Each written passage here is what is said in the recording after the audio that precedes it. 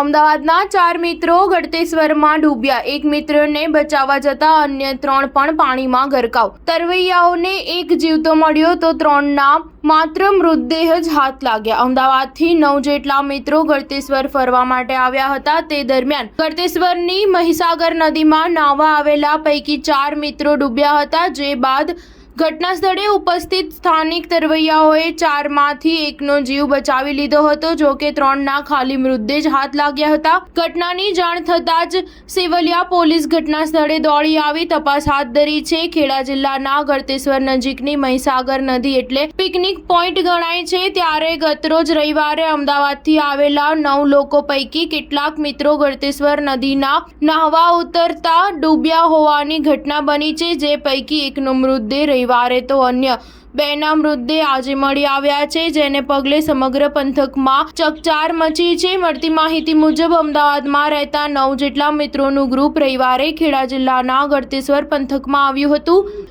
આ દરમિયાન ગ્રુપના કેટલાક સભ્યો ગળતેશ્વર નજીકથી પસાર થતી મહીસાગર નદીમાં નાહવા માટે ઉતર્યા હતા। જે પૈકી ગ્રુપનો એક સભ્ય મહીસાગર નદીમાં ડૂબવા લાગ્યો હતો। જેથી સાથી મિત્રોએ મદદ કરતા એક બાદ એક એમ કુલ 4 મિત્રો નદીમાં પાણીમાં ગરકાવ થઈ ગયા હતા। જેથી સ્થાનિક તરવૈયાઓએ એક યુવકને બચાવી લીધો હતો। જ્યારે ગતરોજ 1નો મૃતદેહ મળી આવ્યો હતો। જે બાદ પાણીમાં લાપતા બનેલા અન્ય 2ના મૃતદેહો પણ આજે મળી આવ્યા હતા।